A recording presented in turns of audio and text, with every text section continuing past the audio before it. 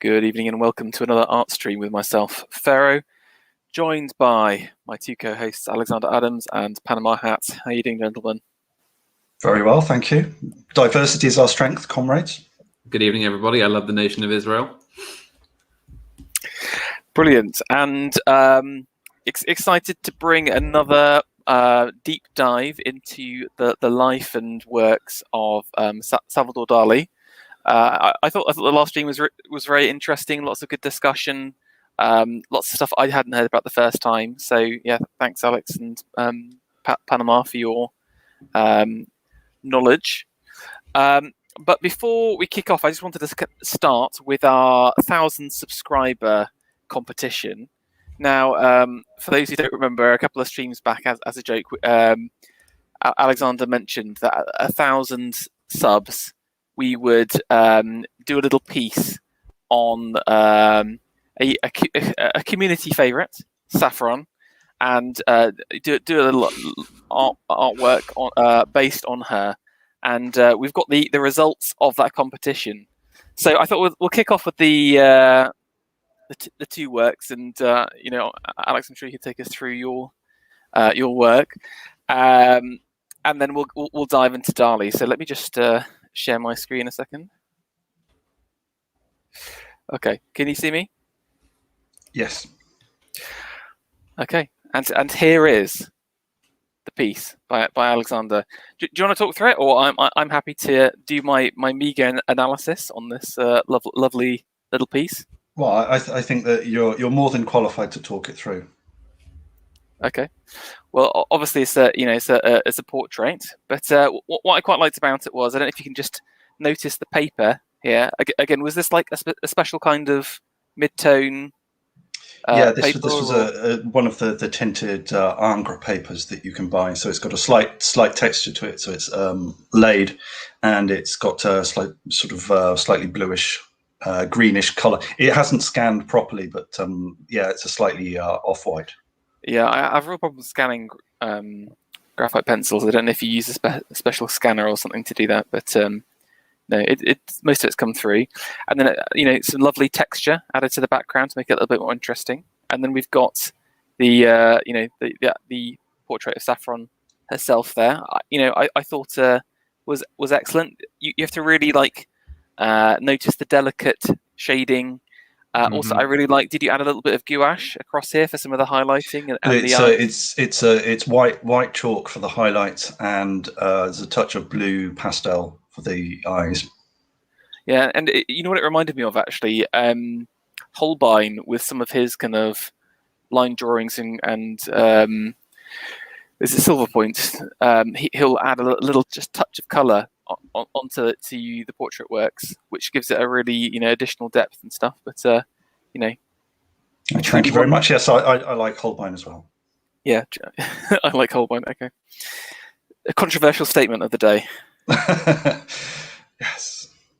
Thanks to Saffron for sending me the source photograph, because I had to work from a photograph because we've not met in person. Yes. There wasn't some epic sort of artistic relationship where she came and posed for the portrait or anything. No. Sadly not. Our schedules didn't allow for that. Mm-hmm. Panama, anything to say about? I think it's very wonderful. I think it's. I mean, again, I have no qualification whatsoever in putting forward sort of a piece of positive or negative criticism of artwork at all, as I've made quite clear. But this is quite from my naive point of view, this is an excellently done piece of artwork, especially the hair and the framing of the face and everything. Yeah, I mean it's technically great, but then I think you've really managed to capture a lovely moment. And again, something like the smile and stuff is very wonderful. So it's the trad clothing and the cheeky smile that embodies Saffron. Well, I mean, my one criticism of this is that in reality, well, exactly, this would be a frog blanket. I hate to say this, or it would be Hello Kitty. Yeah, exactly. Or Pepe, little Pepe heads or something. Yeah, maybe she knitted her own blanket. So I think, but I quite liked this little pattern that you had here. Again, it's kind of like almost a little bit of abstract texture. It reminded me a little bit of Klimt or something like that, where he'll do these kind of like geometric patterns, but you get the sense of the blanket or the clothes there or whatever. But yeah, I like it. I like that it's free form and then every cross is a bit individual. Okay, the bar is set incredibly high. Now, for my work, I decided to show you the title of it first. So this is entitled Artemis and Action, or Epic Frog Friend Goddess Girlfriend Hunts Peeping Lumberjack Boyfriend with Attack Chibbins. Now, for those who don't know, oh dear, Saffron is well known for her personal vernacular, known as Saffronese by AA, that can only be deciphered by followers of her on Twitter. Now, the story of Artemis and Action is a very sad affair. It's on Ovid's Metamorphosis and a few other places, but it's about so Artemis is obviously she's the goddess of the hunt, and but she's also she's like a virginal goddess as well, and so she and her kind of handmaids are bathing in the forest, and Action stumbles upon them, and he's like a hunter, and so she turns him into a deer and then hunts him down and kills him as punishment for seeing her. Now, don't worry, I haven't got a new Saffron here. This is my little interpretation of that scene, but it's a little variation. So the meme is basically like one of the Twitter memes is something girlfriend, something boyfriend. Okay, I'll keep this down here, and so what I wanted to do was a reimagining of the event where Artemis actually falls in love with Action and uses her powers. Obviously, I should have had hounds, but the attack chickens, like there's Saffron likes chickens or whatever, so I had to include them. Jib and friend. So you can see here we've got three figures here. You've obviously got Saffron as Artemis, and you can tell that it's Artemis. She's got the upturned moon. She's a famous bow woman, and you've got you've got Action across here with his lumberjack axe, and he's just stumbled upon Artemis, and you've got Artemis's kind of cleaning bowl where she's been kind of been washing herself, but she's discarded her personal bow and has in fact stolen the bow of Cupid across here, represented by this fat child, and you can see there's a little love heart on the arrow. So she's hunting him down, hunting with love here, and of course, I mean this is the key detail here. Of course, let's just get a little zoom in on this little guy across here, the frog.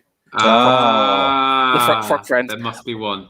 Also, I had to put in some bare feet for Charlemagne as well. Feet. Oh no. Feet. And my favorite little moment here is, of course, this little chicken with a knife in it. With a knife. Peace was never an option. Exactly. So there we go. That's my work. As I said, mine was I went for comedy as opposed to technical grace, but I'll let it up. I'll let the viewers decide the superior work. Very good. Yes. Are these drawings available for purchase? Are we going to auction them off as a competition? I don't know. Well, let's see if we get any. We have to see if we get any decent bids. We need a good cause. I feel like there's no good cause right now, but maybe one day, if Panama gets arrested for something, the Panama Hat bail fund. I will sell that. I will sell that work. Get me out of to bail you out of jail. Whatever they send. I mean, let's be honest. Panama's the most likely to be in jail out of the three of us. Come on. End up in Wormwood Scrubs or something. Yeah. I'll do a GoFundMe and we'll supply you with custard slices from Greg's for a year. Very good. That'll be it. You'll send in a box of custard slices, and in each one there's a different tool to break out of the prison. It'll be fantastic. But the problem is you'll be too fat to move. Yeah, true. Yeah, I'll construct a hole, and it'll be like the Shawshank Redemption, but the hole is too small now. Yeah, because you'd be like £500. We'll have to hire a crane to get you out. Break open the wall. Okay. Enough frivolities. Thank you. Can I say thank you everyone who subscribed and tweeted out and retweeted us as well. Pushed really us over appreciate the line. Yeah, I really appreciate it. And yeah, thank you, Alex and Panama, for it's a real team effort. This channel isn't really about me; it's about you guys as well. So, thank you very much. We're a big family. Exactly. Okay, let's talk Dali. So, Alex, do you want to give us a bit of a recap where we got to last time? If you want to kind of do a quick summary. Yeah. So we're in 1936. So Salvador Dali has left Spain. He's joined the Paris Surrealists. He's been kicked out by the Paris Surrealists for being too politically nonconformist. And he's about to launch himself in America. 1936 was the year that he visited America for the first time. Mae West lips sofa. Salvador Dali had a habit of latching on to sort of Hollywood figures. So he did one of the child star. Can't remember who she. Anyway, yeah. So there was another one on Mae Shirley West. Temple. Yes, Shirley Temple. Yeah, so there was Shirley Temple, Mae West. He was also a big fan of the Marx Brothers, and so this is a sofa designed in the shape of Mae West's lips. So if you actually see this, it has been exhibited. I think there's a couple of versions. If you see it from the right angle, it looks exactly like, pretty much like the lips of an attractive woman such as Mae West. Mm. And just in terms of like, obviously with his kind of surrealist contacts, he's done these kind of like found objects, you know, like trying to kind of blur the lines between sculptural and surreal and practical. Had anyone else done anything like this? Where again, because had he done his famous lobster phone before this point as well? I think was the lobster phone. I think is also 1936. So okay. this was just when he was developing this idea. No, this is the first time that there's been anything quite as extravagant as this. I think that there's been sort of playful stuff, but this is the first time that, because this is actually a life-size sofa, and the lobster telephone was life-size as well. So this is the first time that anyone sort of taken the sort of playfulness and combined it with high production quality in a sort of surrealist vein in this period. Yeah, because I'm thinking back to kind of other bits of little product design. Like again, I think it's very serious, very dour. I mean, you think about the Bauhaus, you know, like coming out of the 20s. You think about like some of the like Art Nouveau stuff. It's there's not that much playful stuff, and I think what's nice about this is it's kind of poppy, it's fun, it's practical, and it looks great as well. You know, I can imagine this being in the boudoir of some beautiful Hollywood starlet or whatever. So did you know? Do you know if he just produced one, or was it kind of like it actually went into production? I think there were a number. I don't think it ever went into production per se, but I think there's a couple of versions. I think there is one version in the Theatre Museum at Figueras, which that's a museum we're going to talk about a little bit later. I think there's more than one version of this. Yeah. And this is why I like Dali as well. He's always kind of like pushing the boundaries, trying to find innovative kind of new ways to kind of show off his talent. It's rather sexual, isn't it? You know, just in terms of its you know, this is sort of almost an erotic object. You'd expect to see it in a kind of very high end bathhouse or something. Yeah, absolutely. I mean, eroticism was one of the main driving motivations for Salvador Dali, if you looked at his work in any depth. And, you know, of course, there are variations that you could do of this design as well. Let's just say that. Not that I believe he ever did that, but there is obviously that inference. I'm sure I may have seen a reproduction or something based off of this in an erotic art museum in France. Because this looked familiar, and I thought I'm sure I've seen something like this in real life, and I think that might be it. You know. a little more charged in that manner. We'll have to save the story of Panama going to the erotic art museum for later. It was at the end of this. Literally on the way back from Paris to Normandy on a horrible rainy day, as it always is in Normandy, and there was by the side of the road this like really quite nice looking like museum of erotic art, and I was like, well, we can't just drive past the museum of erotic art and there's nothing else to do. Come on, we're going. So he only went in to get out of the rain, officer. Oh dear. There was nowhere else to shut. The car broke down right outside the Museum of Erotic Art. I was just there to use the toilets, honestly. Yeah. Oh dear. Okay. There was this link to this site. I don't know if. Yeah. So this is just a. Oh, okay. So this is just like a list of. I was looking for some particular works, and they. And so this is like one of his classic designs, the Anthropomorphic Cabinet from 1936. Did some fantastic drawings of this as well. He also made a Venus de Milo with her abdomen and her breasts being turned into drawers. So there's a series of the drawings. I think he was a very accomplished draftsman, and I think that people often don't know that. I think that this some of his very strongest works are his drawings, and then of course you've got these sort of adapted found objects, and then below there's a poster that he did. So this is him using the sort of the paranoiac critical method, where you've got sort of the conflation of two objects. So typically it's a figure and some sort of object or some sort of landscape feature that are combined. And what's the kind of element with the kind of draw? Is this? I mean, it's literally a Freudian portrait of a bureaucrat, whatever. So is this again just straight out of Freud again? Or I mean, it's very obvious sort of symbolism. Essentially, it's like opening the drawer to find out the secrets that are concealed within. So it's actually quite a sort of I wouldn't say clunky, but it's quite a sort of obvious parallel to draw between the drawer and understanding someone's hidden psychology. Mm. Yeah, and I guess there's the drawer, but then also specifically the open drawer as well, in terms of like you can see what's inside. Okay. And these were objects he made with glasses on dinner jackets. So he went to surrealist balls were quite a big thing in the 1930s.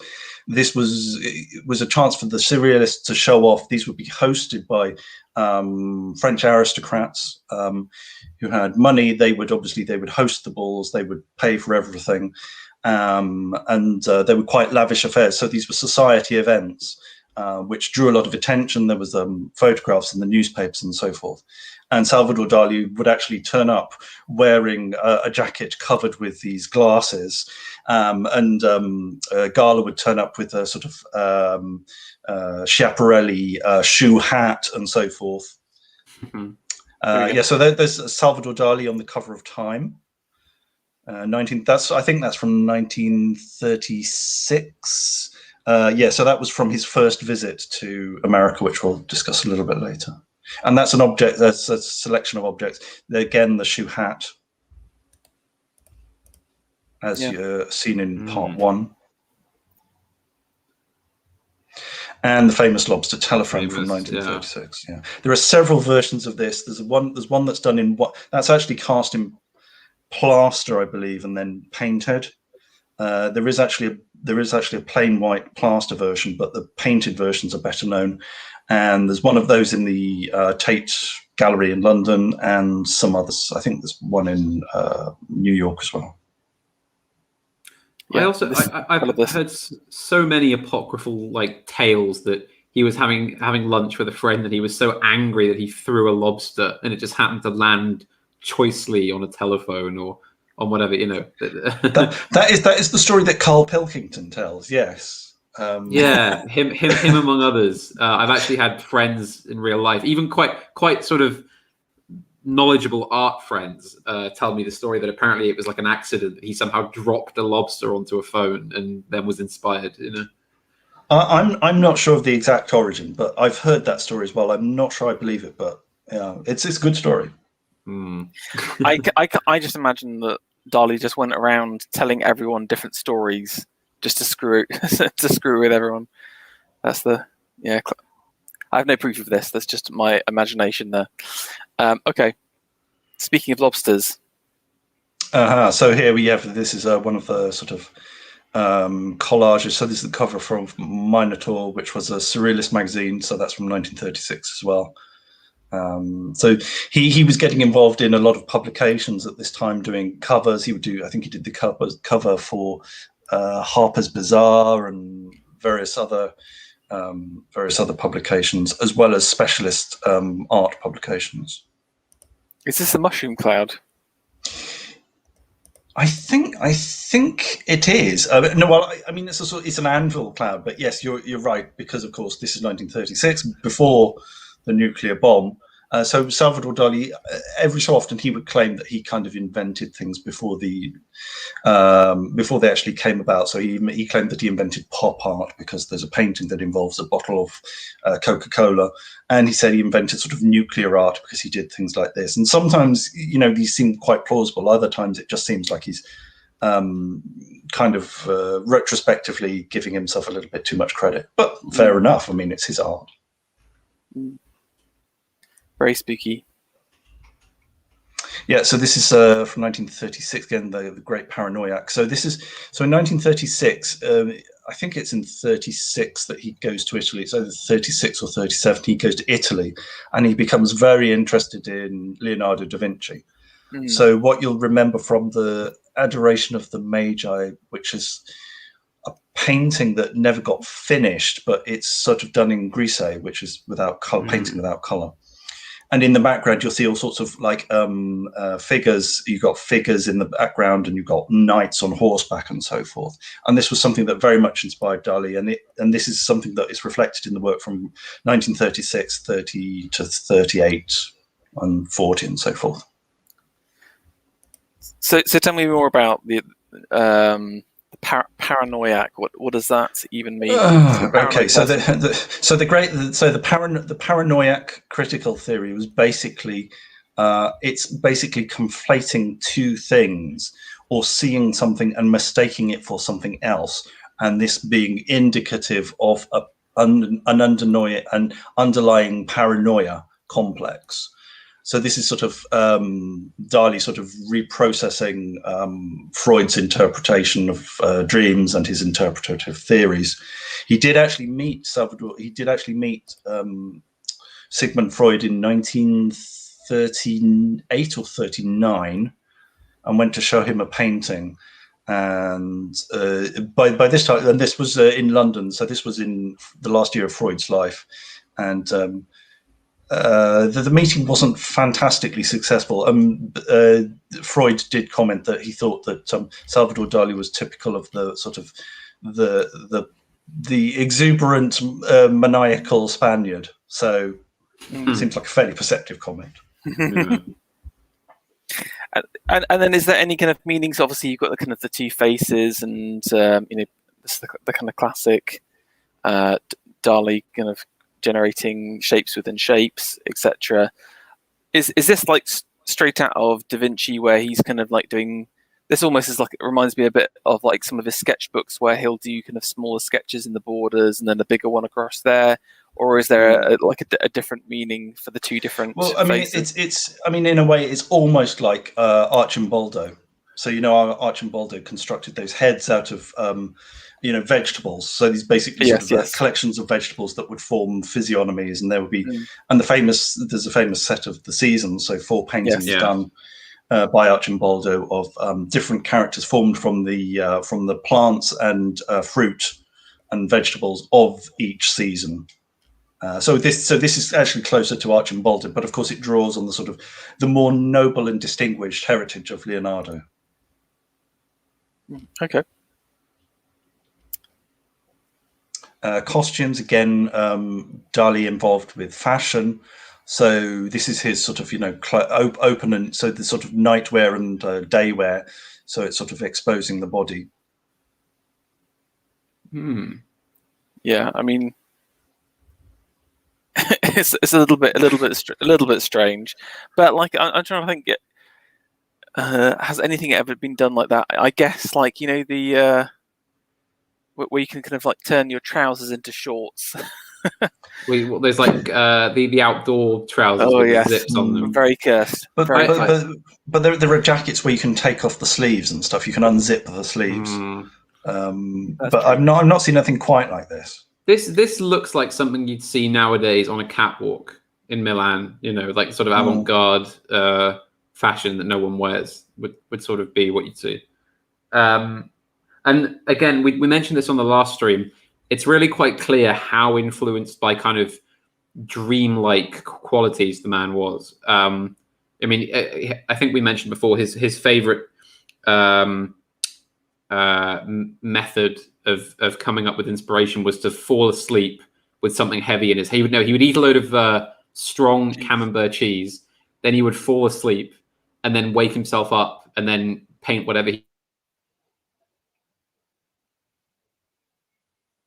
he'd just seen, basically, in his. Oh, you're cutting out a bit, Panama. Oh, where did I cut out? Sorry. So you're basically, I think it's what you were saying last time is, So he would have a dream, and then he would drop something that was in his hand, and that would wake him up, and he would transcribe the last thing that he had seen in his dream, I think. Yes, basically. Yeah. Apologies. I'll see if I can fix the audio. Okay. That's like again, I don't think anyone was. In fact, like I guess Bauhaus did quite a lot of fashion stuff, didn't they? Same. Again, yes, they were very strong on applied arts, so practical arts and so forth. And obviously, you had designers. So this was the time when you had sort of the first wave of like real fashion designers or couture. So they were sort of happy to collaborate. So Chanel and Schiaparelli very often gave gala dresses to wear to the big society balls, and of course, especially when they're in America, they got a huge amount of attention. So their photographs were all over the place. Okay. So here's quite a restrained portrait from 1936. One of the favorite views of Salvador Dali was of a one-quarter view, one-quarter profile of his wife, often with the bared shoulder or bared back. So this is a typical, and you see the attention to detail paid on the embroidered jacket. And this is something that's this is a sort of something classic that you'd see in sort of golden age Dutch and Spanish painting. Yeah, like again, it's that return to the breadbasket or whatever, hyper realist. I mean, this is clearly a man that deserves a place among the greatest artists who have lived. I think, just looking at this, in terms of sheer technique, I would agree with you. Yeah. Mm-hmm. I mean, the mastery of it, clearly. I mean, even to somebody who, as I say, like myself, isn't really qualified to tell you these things. I mean, it's glaring, the quality of the technique and the draftsmanship. Yeah. The only things I'd say is the colours are quite. I'm not sure that these colours are accurate, and I think this is sort of reproduced something like third or fourth hand. So I've not seen the original myself, so I can't tell you what the colours are like in reality. But that's something that you do get on, especially on the internet. That you're not really sure of what colours are until you actually see the thing in real life. Yeah, no, it's lovely, and again, again, look at the little bit of the texture across here, and the light across there. The shoulder's brilliant. One thing that's annoying me, again, I can't really talk. I'm nothing compared to Dali, but the ear's wrong for sure. But that's I gotta say it. Otherwise, Okay. Are you sure? Maybe she really did have a slightly odd ear. No, it's better. This is more like that's it right here. Yeah. So here he is. So here he is. He's drawing the comparison between her head with a skull cap and the sort of an Italianate Renaissance building. I quite like this. Yeah, again, he's always looking at those kind of like meta shapes and how like making those connections in his head again, because like you wouldn't look at this and think, oh, you know what you look like, love. you look like you know what you remind me of, my darling. Yeah. But when he puts it across here, he's like, yeah, it's very similar. But then I like how he's kind of messed up the, you know, you've got this kind of higgledy-piggledy entrance way up. The MC Escher building. Yeah, well, I think he's trying to like create that kind of shoulder feeling using the staircase as well. So again, he's like he's riffing off both bits, which I quite like. And yeah, again, he's like put the little shoehorn into the roof and stuff. It's very cool. I do wonder if part of the kind of mental compulsions that drive a lot of these great artists is the ability to see patterns like that, to kind of rephrase one thing as something completely opposite, but kind of still get the basic essence across. Yeah. And I think it's just a very original. He's generating patterns and connections that other people wouldn't see. I think that's part of the brilliance of his mind. Yeah, I guess another version of that. So this is one of he did a number of sort of shaped pictures. So these are paintings on boards. So these are wooden boards that have been shaped, and I'm not sure if the frames were made before the paintings, because it may be that Dali said, you know, I'm going to give you the outlines. He might have just sort of given the framer the outlines on a sheet of paper and said, make me 2 wooden panels with the frames around them to this size, or make them, and then I'll do the paintings and I will fit them into the frames that are already pre-made. So this was 1935 or 1936 was when Salvador Dali spent a short time in London. 1936 is also a time when there was the famous Surrealist exhibition in London, which I think we're going to talk about later on. Spain is also falling apart very rapidly. Yes. So this is just at the start of the Civil War. This is so that I'm guessing this is in the first half of that year. Essentially, you've got very rapid economic collapse. Money and assets are being pulled out of Spain by anybody that owns them in another country. Law and order is beginning to collapse. There's like gangs of people just roaming around, like freeing people from jails and just robbing places and looting churches, and like law and order is basically just on the way out, and everything is going to pot very quickly. Just popping back to this piece a second. What I quite like about it is, again, this is me maybe reading too much into it, but again, you're kind of entering into the viewpoint of these two people, and obviously, you know that they're a couple. You know, the woman's leaning in. Again, it feels like this guy's the man here, just from the width of the shoulders. But then you're seeing that they're either they're at the same table, and you're getting these two different viewpoints, or you're getting a single panorama of them looking out. So again, it requires both of them to create the scene, and I wonder if there's a little bit of, you know, she's seeing the world differently to him, slightly, but the same. Mirrored almost. Yeah, I know it isn't literally, but there's. Yeah, I don't know if this was. It could be like just one continuous panorama that's just been divided, or it could be they're looking at the table in a different way, which I thought was quite an interesting concept. But I really like this. It's cool. Oh, there we go. So this is them. This is photographed by Cecil Beaton, I think. So all the big society photographers were interested in them because they're a very handsome couple. So that's a preliminary study. I do rather like. And then it. here's a like sort of shaped drawing. I rather like on the framed one where you've got the woman that doing the traditional pose, like leaning into the man. Like that's it's a very common visual motif to kind of signify womanhood. Yeah.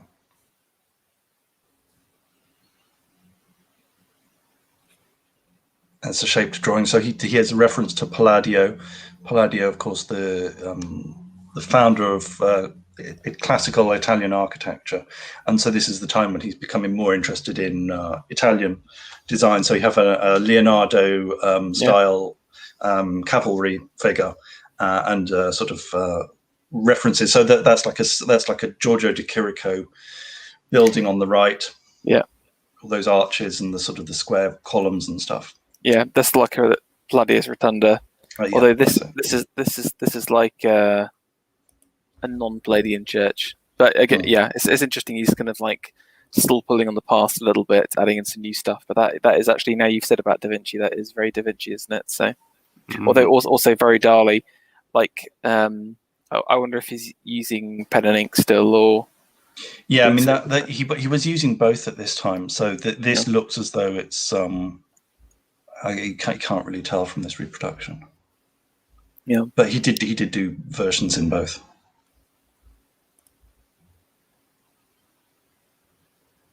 So there you can see the head of a woman. So you can see the nose pointing down and then the lips. Okay, I can't see this. I can't see this now. Can't you see it? Yeah, I got it. See, once you've got it, you can see it. I'm trying to look. Hang on. This is the nose.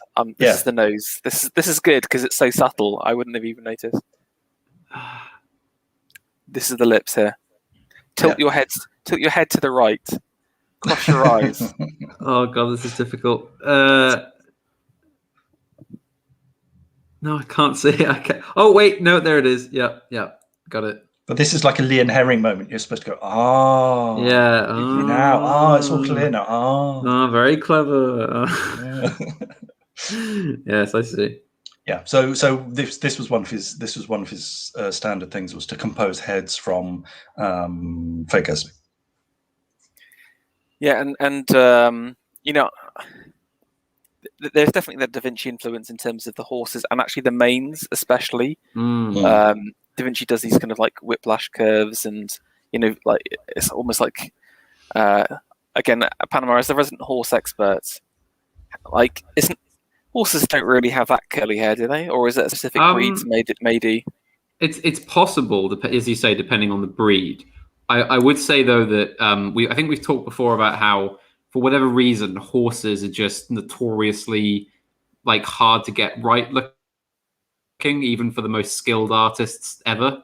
They always sort of stumble around horses. And something I quite admire is artists who go, right, I'm not going to spend ages slaving away trying to get the horse right, only to find out that I've made the head too small or something. I'm just going to make them as like wild and just mental looking as possible, which is what basically is happening here. Yeah, I mean, it's got the proportions right. That's you got the feel of the horse, and it looks good at the top here. And I like the fact that it's almost kind of sketchy, so it's it gives that dynamism to it. It could be not just one big battle. There's a kind of fluidness to it at the same time. So, and again, it fits the shape of the nose perfectly as well. And of course, that's the hair, so it's supposed to be more disordered and yeah. And of course, in the upper background, look at the beautiful Spanish horizon that's always there in every Dali painting. There's always that horizon. Yeah. Study. Yep. I guess it's very, very, again, very Da Vinci-esque, isn't it?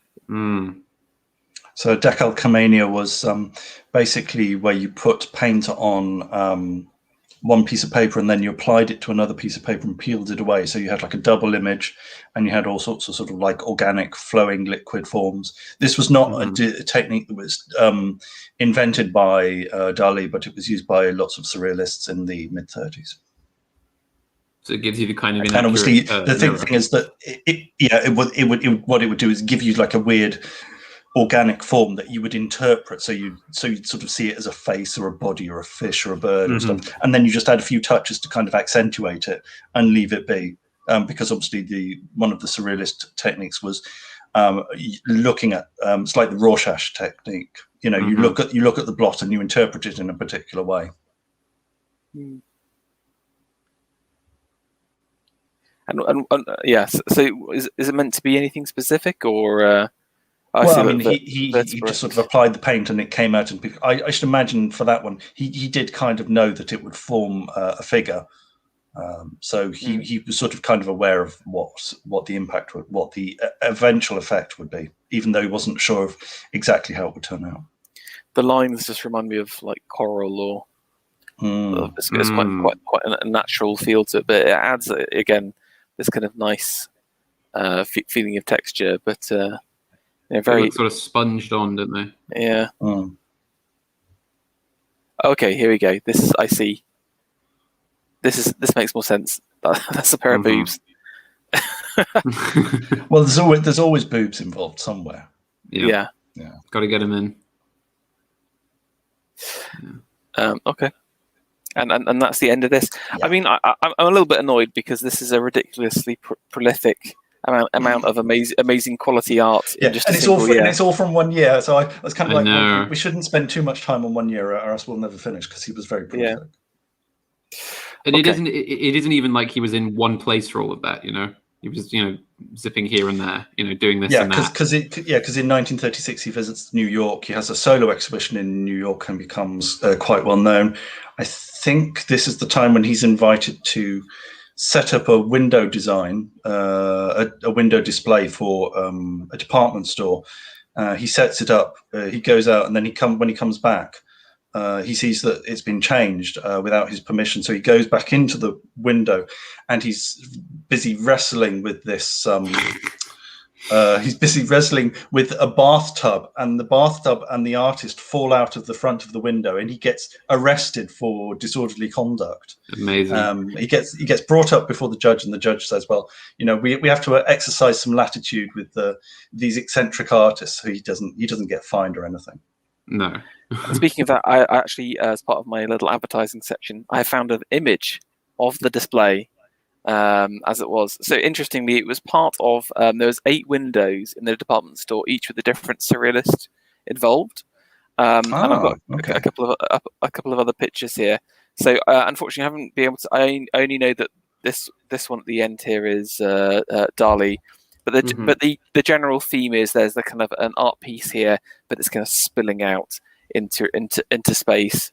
And then obviously, I mean, there's. I obviously we're kind of pressed for time, so I don't want to go too much into it. But I would say that this is again a really pivotal moment for retail, because the idea of the department store window is a very big deal. And again, nowadays, lots of artists are involved, and all like celebrities, or there's all these kind of edits, and there's like specialists who focus on creating these moments. And this is one of the first examples that I know of where that they again used external talent to create these kind of spaces. So that this is what it's kind of. I feel it's actually a little bit underwhelming, especially some of the other guys as well. So you can see here that there's like a champagne popping, and you're looking into the eye and you can see the woman, but it's the kind of the art is restrained to these little places here for everyone else's, and then it's still basically just someone. There's someone just in like a pretty dress next to it. And again, if you look at some of if you go by Harrods or whatever during Christmas time, they'll often do like a big window display. It's much more encompassing. So this is kind of like some early examples. But Dali's is certainly more chaotic. Apparently, he had like half a nude mannequin as well, which they removed or they dressed up or something as well. And I think that's part of the reason why that they were changing it, because it's so messy, etc. Yeah, so this must be the revised version. Yeah, exactly. I think this was them after they had messed it up basically and ruined it. I couldn't find an original, but apparently there were some nude mannequins in there that were confusing them. I'd love to have seen a fight between him and the guys in there. Yeah, fantastic. I did see that they later produced something based on his work, which I quite liked as well. So again, this is more like what you see nowadays with some of the window exhibitions. So again, that piece where the woman had the flat, like almost the kind of flowers on the head. Yes. And, so again, they've got the flowers on the head across here, but again, it's still a woman. You've got the aphrodisiac jacket across there. You've got yes, yeah. You've got Vermeer as a table across here.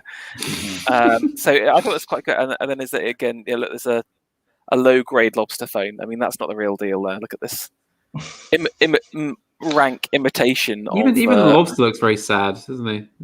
Yeah, I mean that's not a great copy, but I quite like this as a homage to his work, and then I like the kind of horrifically large hands but bursting through the cracks in the walls, which are then holding up the jewelry and stuff. I thought this is quite cool. But Dali didn't design this. Someone else did it. It's kind of like based on his work though. But anyway, sorry. Back to the art. Oh, that's very good. That's a nice detail. I hadn't seen these photographs before. Yeah, so this is a soft construction with boiled. Actually, it's called with boiled beans. It's actually boiled apricots. There was a problem with the translation, so it's actually that obviously changes the entire meaning of the painting. That these are apricots and not beans. But, so this is 1936. So this is a vision of. It was called Premonition of Civil War. I'm not sure if it was actually painted before the Civil War or if it was named that afterwards. But obviously, it's kind of related to a Goya etching, Capriccio, which you can see on the left. Goya, of course, one of the fantastic artists of the sort of Spanish Enlightenment crossover with the Romantic period. It's visceral, isn't it? Oh God, this. Yes, it's shocking. Very unsettling. So obviously, yeah. So in terms of the Civil War, of course, this is obviously a reference to sort of a body divided, fighting itself, something that can't really exist separately, but obviously can't kind of coexist properly. Because with that idea, it does look like a singular body if you can zoom out.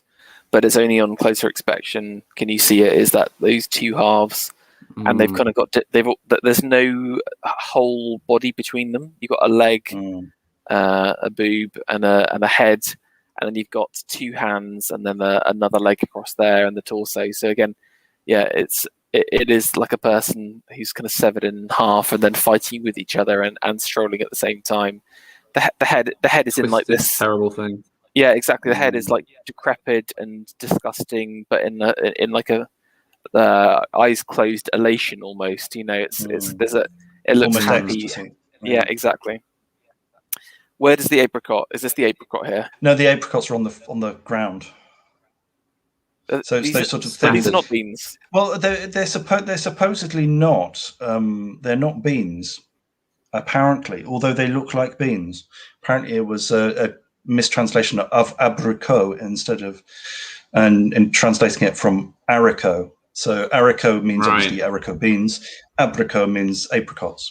So, okay, but they do look like beans to me, so I can understand the translation. Yeah, strange. The mistranslation. What's in the box? That's the question. Yeah, and you see on the left there is a very detailed figure of a man. I think this was sort of described by Salvador Dali as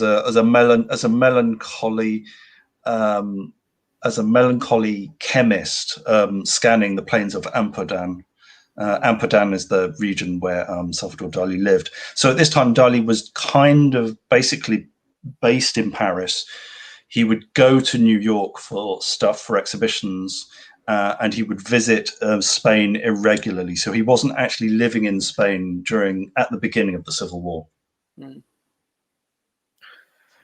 Okay, very nice. And again, like the draftsmanship's excellent, painting quality is excellent as well. Yeah, again, it's technically I feel like some really good quality stuff coming out at this period. I think it's time again. I think that this is kind of like the high watermark. I think people have different periods for when they say, when Dali went off.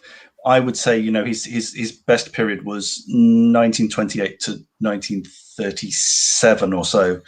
So yeah, so this is basically the period. This is the high watermark. So this is Salvador Dali arriving by ship in 1936 at New York. Panama. This is the look you need at the event. Yeah, buy your tickets now. Absolutely. If if the weather permits, if it does turn out to be that cold, which is entirely possible in the United Kingdom in Coventry, then yes, I will go for a very high turned up fur coat. No, yes, this is absolutely immaculate. This is a very wonderfully put together set of clothes. Okay. I think it's called Sleep. It will be when you show it to us. Yeah, that's it. Yeah, so Sleep. There are a number of paintings in 1936 which Salvador Dali did for his patron Edward James, famous collector of surrealist art. This, I think, was one of them. And yes, this is one of the great visions of the mid-30s. So this is Sleep, the sleeping figure literally being propped up on wooden crutches. And do we know who the figure's meant to be? Is this again Spain or himself, or? I don't know. He didn't usually give specific interpretations of who particular figures were. He would have like recurring characters and so forth. I don't recall him interpreting this. By the way, someone mentioned on the comments for the last stream that Salvador Dali was a good writer. He definitely was a good writer, and I would recommend Diary of a Genius and also The Secret Life of Salvador Dali, which he wrote in the 1940s. So it's quite limited as to what it covers. But so those are the two books of his that I would recommend. Okay. Next.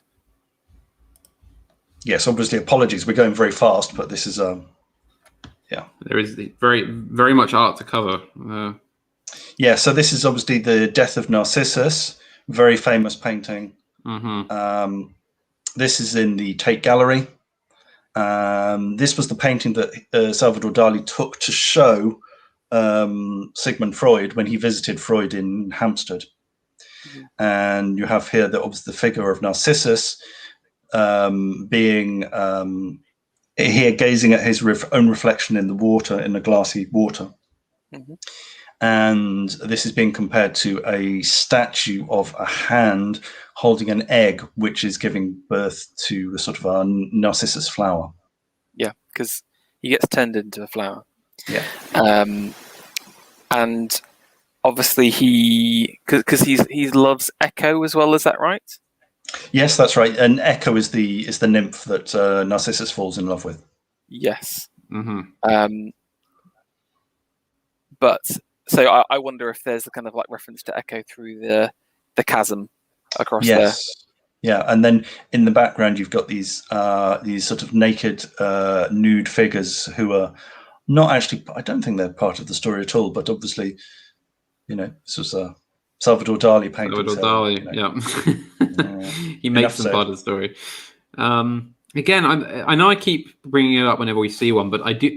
It's such a hallmark of his this obsession with the horizon that I think is quite a uniquely Spanish thing. If you've ever been to Spain and seen those great sort of flat horizons that just stretch on for endlessly. Yeah, I mean this was something that was and the kind of chalky, dusty. Yeah, it was something that was quite well known. That later on you had collectors like Reynolds Morse would actually go to Spain to actually find the places that Salvador Dali had painted. Yeah. And he used to call it sort of, and there were photographs of the various scenes that he'd actually painted from. Yeah, and then just in terms of the optical illusion, again, it's just so clever how he's, you got this pretty anatomical leg, maybe a little bit stretched out, but again, that's been mapped almost perfectly to a thumb. Again, this has been stretched a little bit more. Normally, your like knuckle or whatever would be a bit wider, but it's just a real imagination and genius to be able to say, I'm going to turn this body into a hand holding an egg.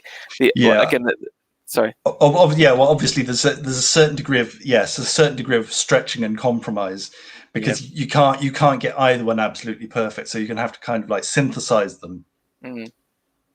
You're right. He has kind of like pulled this, like it's more manneristic, isn't it? It looks more like elongated. But again, it's very clever, and I particularly like how he's kept this part on land. but then included like the reflection, like a crack. A crack, or like 2 blocks of stone that have been placed on top of each other to make the sculpture. Yeah, really clever. Okay, let's see what's next. Elephants reflecting swans. So this is 1937. Obviously, this is one of the most famous ones. So if you go for a Salvador Dali poster, this is going to be one of the classic ones. So you have the swans there with their wings becoming ears, the neck becoming the trunk of the elephants. I think, and the tree trunks behind becoming the legs. I think this is quite an effective one. I mean, it's obviously it has to be slightly artificial, because obviously with the sort of the ones of Spain, of the ones of the heads of the Cavalieres, the sort of, you can have a degree of sort of flexibility and atmospheric quality, but in these ones where he becomes more precise, obviously it kind of shows up the artifice a bit more. And it feels like he's painting a little bit looser here as well, like a little less detail, like faster brushstrokes. The figure on the left, it's sometimes been claimed that that's Marcel Duchamp, because Marcel Duchamp is a famous person. It's actually more likely to be Edward James, who is the first owner of this painting. So it's more likely to be a portrait of his patron included in the picture, rather than Marcel Duchamp. Marcel Duchamp was friends with Salvador Dali, but it's more likely that it's the collector rather than the artist. Okay. So here we are, the Dream of Venus. So this was the World Art Fair in 1939 in New York. Salvador Dali and Gala go to New York to set up this giant extravaganza, this sort of multimedia sort of installation thing. So, the surrealists, along with Salvador Dali, are the pioneers of installation art. And so this was like a multimedia thing. So there was, I think there was music as well, but there was water, and there was mannequins, and there was real objects, and there was fish, and then you had real swimmers. You had sort of models who were swimming through the water, and this was supposed to be, this was the Dream of Venus. So it was all sorts of phantasmagoric, sexual, watery imagery. What is the Dream of Venus? I think it's just basically what Salvador Dali dreamed of. I don't think there is a specific interpretation. It's not one of Venus's dreams. It's his dream of Venus. Is that the? Yeah, something like that. Yeah. Okay. A mystery. I don't believe that the people who were running the event asked him for a detailed breakdown of the iconography. Okay, we've got a short video. Can you see this? Yeah. Yes. Yeah. So this was filmed in 1939 because it was sort of considered something of a spectacle, and of course it was sort of slightly salacious and so forth, because there was sort of partial nudity, and you had lots of models, swimwear models, and so forth. So obviously, Botticelli's and strippers. Venus there, yeah. Yeah. God. It'll almost feel like I'm watching a snuff film, almost, doesn't it? So that's Venus dreaming.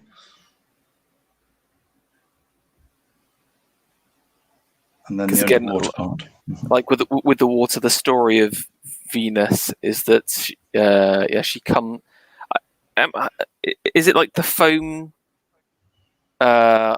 She's born of the foam when Cronus's genitals were thrown into the water. Yes, that's it. Yeah, I was going to say sperm goes into the water. Yeah. Yes,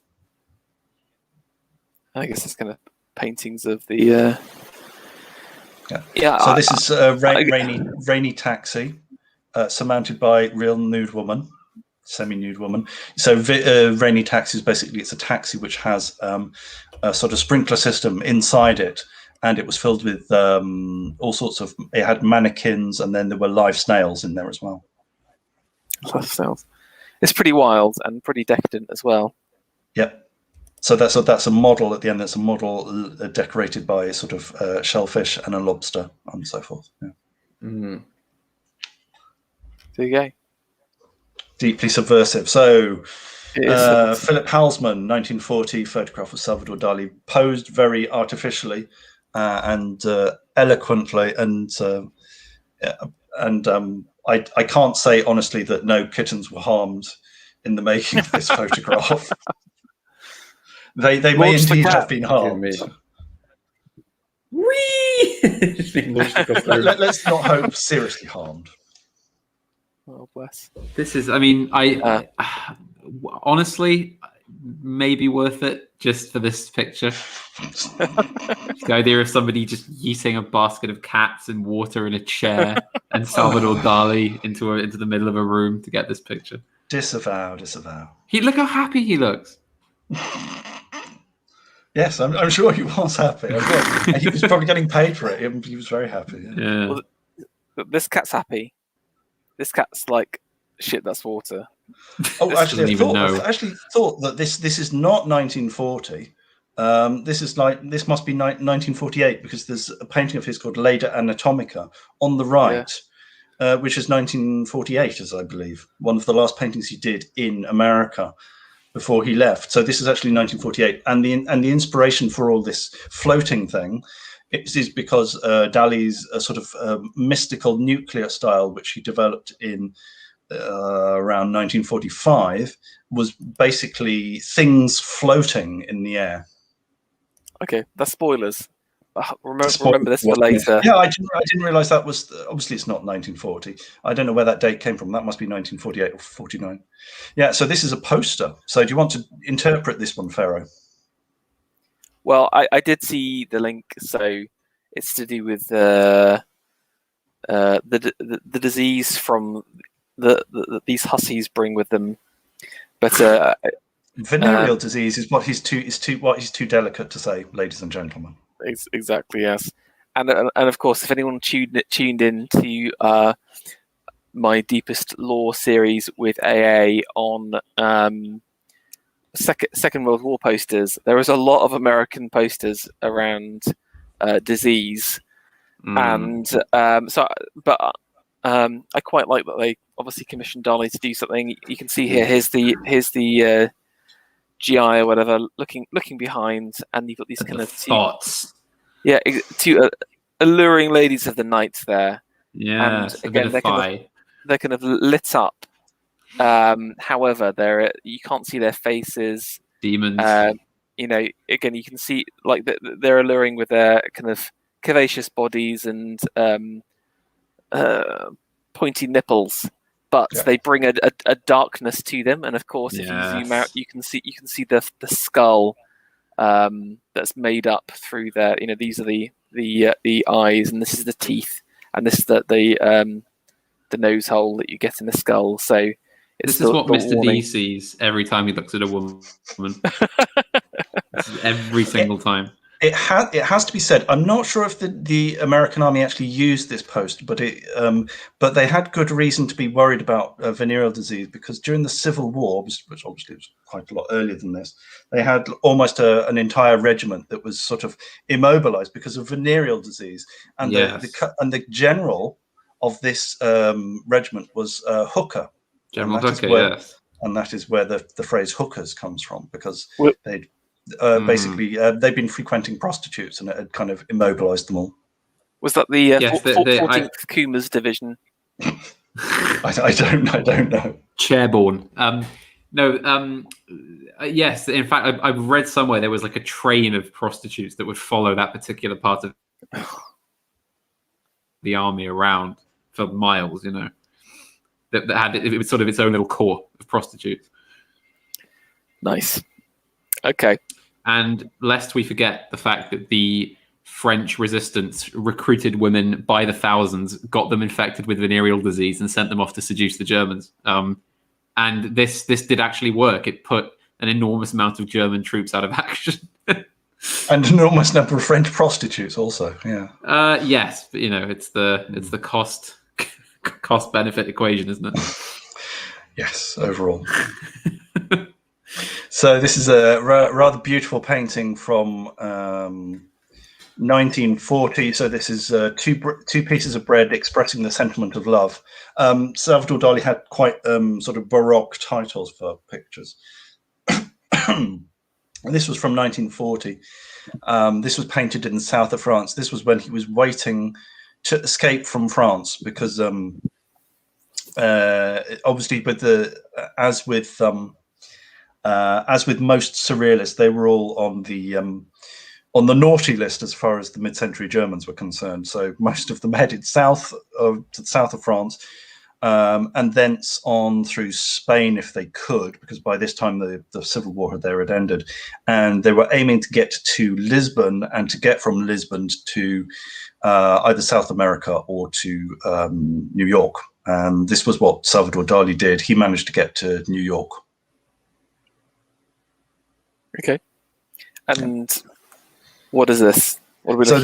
This is another beautiful painting of bread. You can't really see it, unfortunately, in such a small reproduction, but these are actually beautifully painted slices of bread, and there is a chess piece. There is a pawn in between them, and that symbolizes the chess that he was playing with Marcel Duchamp, as Duchamp was waiting also to travel to New York. Which of the surrealists ended up in New York, do you know? André Breton, the leader, Salvador Dali, Marcel Duchamp, Yves Tanguy, Arshal Gorka, I think, was already in America. Mata, the South American painter. Mondrian also, of course, he's not surrealist. I think that's it. So Yves Tanguy and his wife, who is Kay Sage, who's an American citizen, she went back to America with her husband. So there's a fair old whack there. Yeah. So I couldn't get for some reason Google was suppressing this image. So this is that's probably why. Yes, so this is why. So 1 second before the awakening from a dream provoked by the flight of a bee around a pomegranate, 1944. So I've not included many works from the 1940s because basically this is where you see a dramatic drop off in quality. America was a problem for Salvador Dali because he became very involved in making commercial artworks or working to commercial imperatives. So he did lots of portraits. Most of them are absolutely terrible. They're just basically society portraits plonked in front of a sort of Salvador Dali landscape. I've included one which is actually quite good, but most of them are really forgettable. This is one of his more memorable paintings from the 1940s. So you have the tigers bursting out of the mouth of a fish, which comes from a pomegranate, and they form an arc which is led by the point of a bayonet on a rifle, which is about to pierce a sleeping woman. And so here we have the start of the beginning of things floating. This is the anatomical period, atomic period. So you have the woman there floating, and then there's also a drop of water which is floating next to her hip. There is there's a pomegranate in the front. She is suspended over like a sort of a slice of earth or stone or something, which is also floating above the water. In the background, you see one of the famous spider-legged elephants that I think, let's have a look if we're going to see. No, we're not. Oh, yes, we are going to see The Temptation of St. Anthony, which is 1946. So we'll mention those a bit later. I mean, what do you make of this, like, Lovecraftian elephant with its, like, enormous spindly legs walking about? I think it's just a fantastic invention. I'm not sure that he had a particular explanation. It was just sort of a combination of the most delicate and the most heavy. So I think it's just sort of like a paradoxical thing he invented. And you mentioned kind of spider-legged. Is that like for a specific reason, or just to kind of reference how long the legs are? No, I think it's just out of general weirdness, and I think it's one of his best inventions. I think it's better than his burning giraffes. Like, so what? I didn't want to do a burning giraffe. I think what's particularly unsettling is the amount of joints inside there. Yeah. So again, it's not like one gigantic leg. Ladder. Yeah, exactly. It's just these little tiny joints. So it gives that kind of stitched together, rather macabre feeling to it.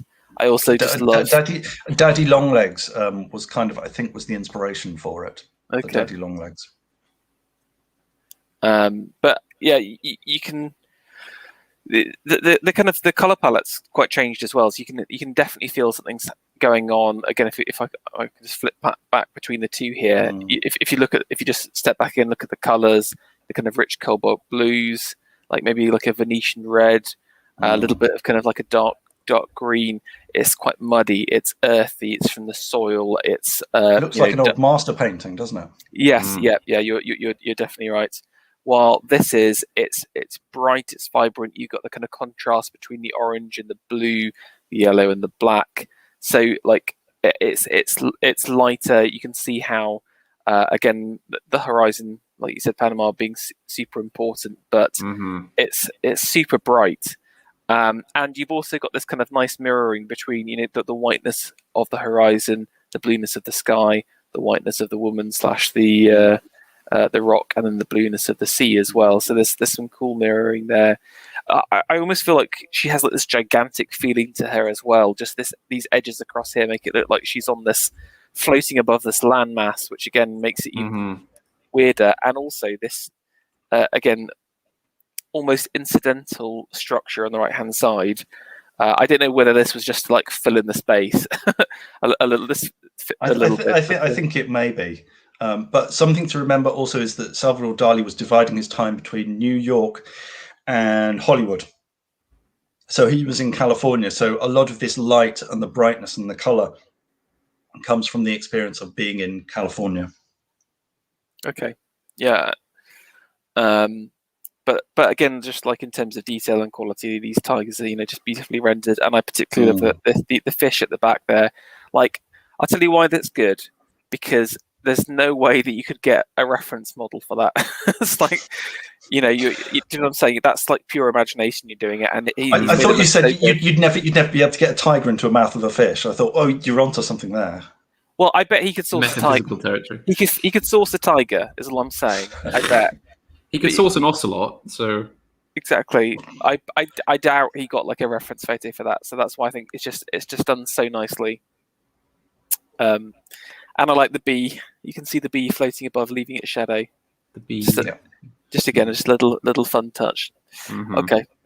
And that's one of my favorites. Yeah, so far, I think. Excellent. Yeah. So here we have a classical painting of Gallerina. So this is 1945. So Dali is doing he's sort of dabbling in sort of classical traditional painting as well. It didn't lead anywhere very much, and it's kind of wonder how things would have turned out if you had returned to tradition in this way. But this is a portrait of Gallerina.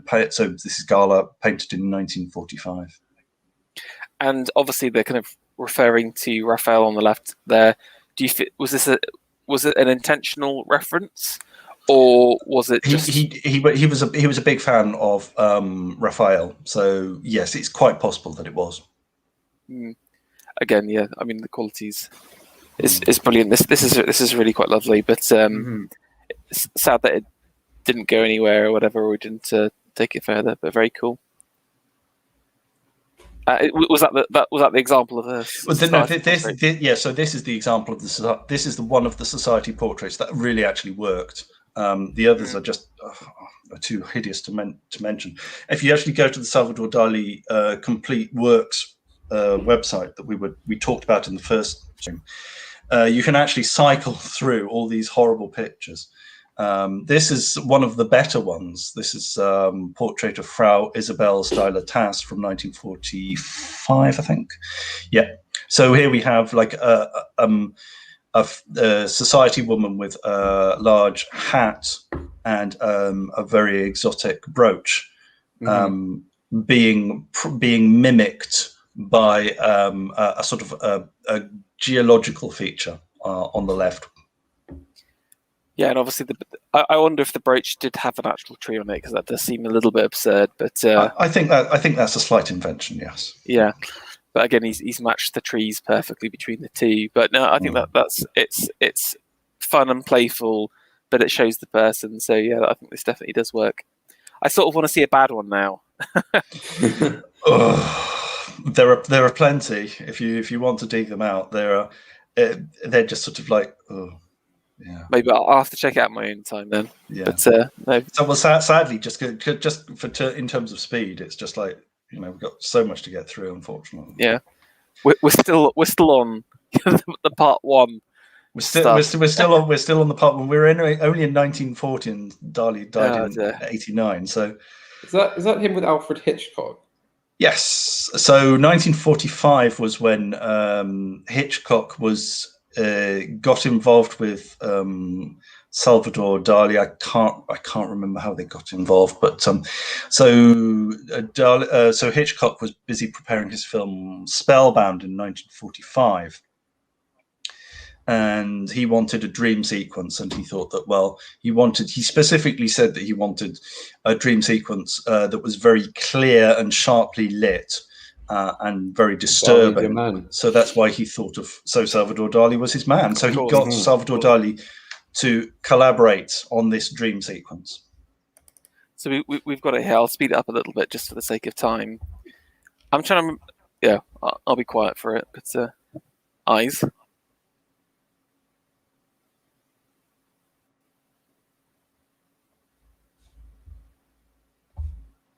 Yeah, so there are some common themes. So the eye, the sliced eye, of course, you'll remember from Artemis and Action from 1929. And obviously he's incorporating aspects from his film as well. So it's sort of a mixture of Dali's imagery and the film's, characters.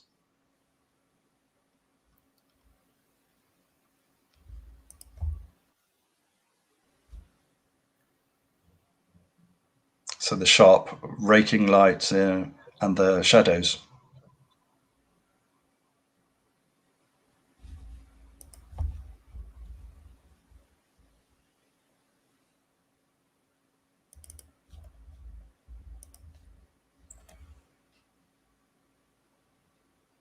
Have either of you seen the film, or do you remember the film?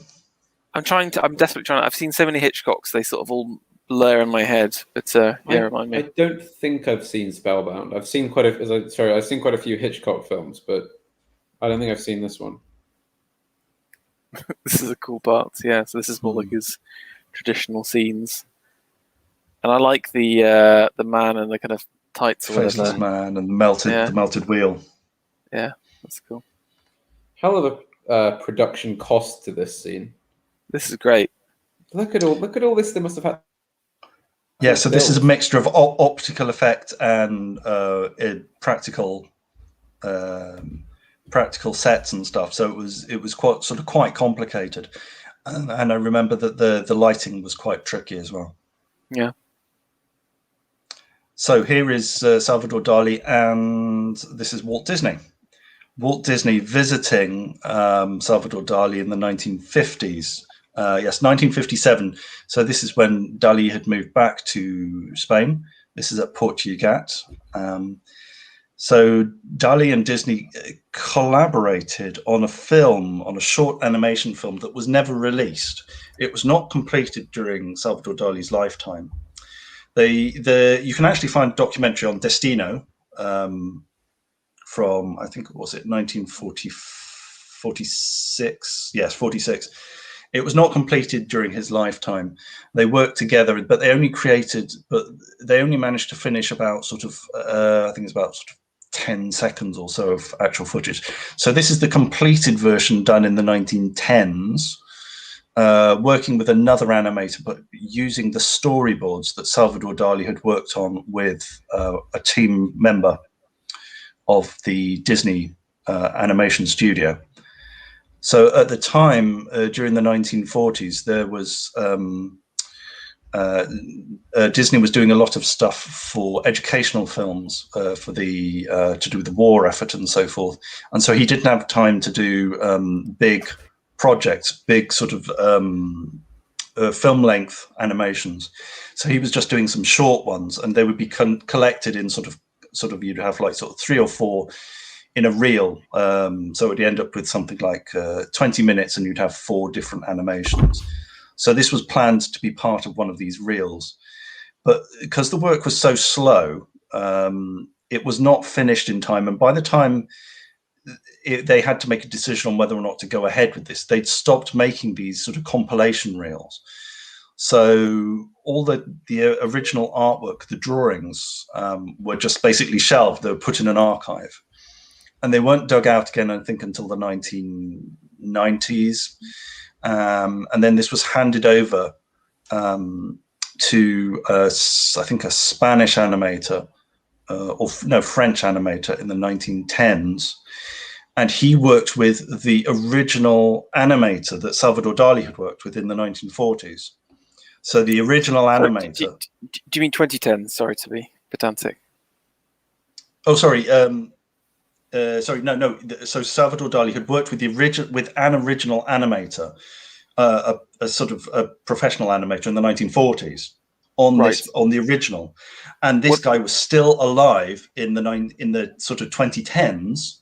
Okay. Yeah. When the new animator was sort of assigned to the project, and they had to work from different scenarios about what they were going to do, and so we ended up with a sort of a 5-minute film, which you're seeing here, it's slightly speeded up. Mm-hmm. And so this is the idea of a man who falls in love. So this is the section that Dali completed. That is the section. The 2 seconds. That was it. Yeah. So this is the idea of a man falling in love with a woman, and him having to come to terms with loss because he can't ever capture her, and she's a sort of a distant dream for him. Destino. I thought it was cool. I don't like so much. There's a lot of 3D animate, whatever, the 3D stuff. Like low tier CGI. It's specifically this thing here just looks. I don't like it, but I really like whenever they do the proper animation stuff. Yeah, this is the problem with CGI. It's already dated. If they did this 10 years ago, and it already looks a bit old. But yeah, no, very, very cool. Some of those scenes were excellent, I thought. But okay. All right, so dashing on, we have the Temptation of Saint Anthony. Temptation of Saint Anthony, famous scene, biblical story of Saint Anthony tempted by the devil. So he was sort of. This is a favorite subject for artists because, of course, they can show a sort of saintly resolve in the face of great temptation. So you can put in monsters, you can put in sex, you can put in food, you can put in all of the sins to tempt Saint Anthony. So Saint Anthony here is seen on the left raising his cross to guard against these sort of the spider-legged elephants of sinfulness. Which are bearing sort of visions of glory and fame and sexual temptation. Do each of these represent a specific sin, or? I think. I mean, it's sort of like, so. One of them's obviously lust. One of them is sort of maybe vanity or glory or something. It's not, the iconography is not completely set. Yeah. But this was a competition that there was a painting that was going to be included in a film. I can't remember the name of the film, but the film studio got all of the surrealists who were in America to do paintings, and actually some of the surrealists who weren't in America. So this is 1946. This is just after the war, and this, I think, came second or third. It was a Max Ernst painting, which is not very good. It's a Max Ernst painting, which is basically. It's just like basically a retread of the Grunwald's Colmar altarpiece. Okay. Yeah.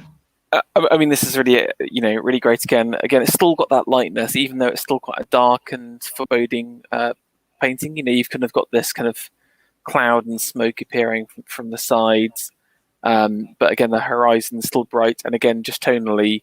That the whites are very white. I particularly like that kind of horse. I don't know if you can see, it's got the horseshoes the wrong way around, like the hooves have been inverted. So which makes it particularly macabre, and also you've got this kind of seaweed rot coming off them as well, making it particularly horrendous. Demons. Yeah, exactly. I wonder whether he's like, this is the devil or something. That's what. And then these are the different temptations following behind it. More spindly elephants. Yeah, I want to know what the tower is. The tower is chaos, isn't it? In chaos and in tarot cards, whatever. So yeah. And the obelisk could be power as well, because again, that's often being associated. But yeah, I guess it's one of those things you could just spend ages just ruminating over and guessing. This painting is in Brussels. So if you go to the Fine Art Museum in Brussels, this is where it is. That's cool. Do we know what's going on here? So you've got this couple of stuff in the sky. Is it separate? You see a little person across there. Yeah, I don't know. I mean, just sort of general sort of starfish figures. So you've got like you've got an angel, and you've got a priest or something. Yeah. It could be like Jesus is tempted in the desert, where he sees the city before him. Maybe as like a bit of a reference to that, as like a. But I also really like Anthony here as well. He's this kind of like very austere. Yeah, he's exactly. He's kind of emaciated. He's balding. He's not necessarily this kind of like heroic figure in stature, but his power and his energy and his resolve is very strong. He's holding on to the rock. He is the rock. He's got that kind of strength to him. And again, I like how Dali's sort of. He's a man who has walked through the desert. He's had the sun lashed against him, and then again the kind of skull looking directly at him as well. That kind of memento mori / sinister sign as well. Looking at us too. That's true. Yeah. And again, the cross is kind of like two bits of twigs that he's managed to find in the desert somewhere, hastily wrapped together. So, again, this is a excellent picture in my mind. Which is, of course, repelling back the main horse of the devil's convoy here. Yes, yeah. Okay. Amazing picture. Part 2. We finally reached the beginning of this episode. Yeah, I didn't realize that. Yeah, because this was originally going to be the cutoff, but let's just see how far we get. So so this is Salvador Dali and his ocelot. Welcome to part 2. Babu. Yeah, so in 1948, so Salvador Dali's been in New York and Hollywood since 1940. 1948, he comes back to Spain, and this is to Franco's Spain, and he announces that he is going to create a new mystical atomical style. So obviously the surrealists had been well done with him, because they thought he was politically suspect to begin with. He was a fan of the Austrian painter. He was a fan of Franco. He went to America, made loads of money, and kind of sold out as they saw it. And now he's coming back and he says he's going to be a classical painter, or a painter of religious subjects. And obviously the surrealists were not at all happy. I mean, the surrealist movement was kind of dead by this point anyway. Yeah. Bunch of absolute soy jacks just whinging about Salvador Dali's been successful. Salvador Dali likes Franco. Well, they were all communists. Well, they were all communists. So exactly. So this is Salvador Dali with his father and Gala on the left. So you'll remember his father expelled him in 1929 from the family house because basically palling around with various people, including Gala, who was a married woman. Mm-hmm. So this is 1948 with Salvador Dali, with Dali Senior, just I think it's 1 year before his death. So they were slightly reconciled. However, Salvador Dali was still excluded from the will, and the house in Cadaqués went to the daughter, went to Ana Maria, who we talked about in part 1. Salvador Dali and Gala lived in Port Lligat in their house in the fishing village that they built up over the years. Mm-hmm. So this is the painting that Salvador Dali went to the Vatican to get approved by the pontiff. This is the Madonna of Port Lligat from 1950. He took the initial sketch from 1949 to get approved. So this is obviously Gala as the Madonna. The center shows Christ as a child sitting on her lap, well, actually floating above her lap. And within that Christ, there is a piece of bread. So this is the sacrament or the Eucharist, I'm not sure. So floating around the Madonna are various things. There is cuttlefish shells on the left, which are echoed as angels on the right. There is a piece of cork hanging from a string. There is an ear of wheat. There is a shell on the right, just above her. Yeah, that's it. And then on the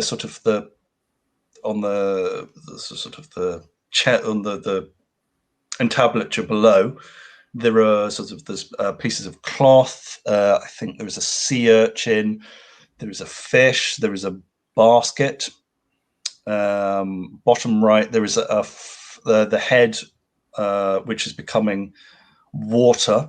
So that's actually a sort of an exploding watery head. On the left, there is a rhinoceros, and there is sort of various other elements. So obviously, there is a shell right at the top. So this is obviously the idea of elements floating around in a sort of transcendental ecstasy, which is why everything is floating, including the landscape in the background.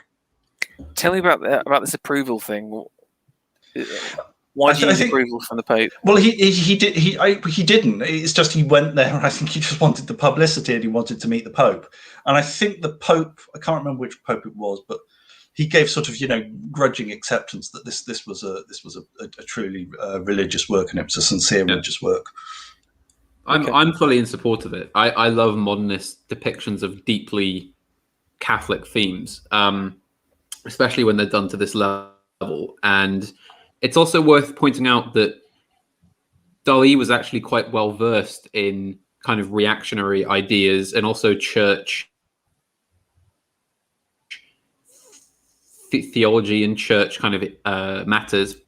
And he was quite a fan of a philosopher called Teilhard de Chardin, who was a Catholic Jesuit philosopher. And he dedicated a painting called Tuna Fishing, I think, to that man.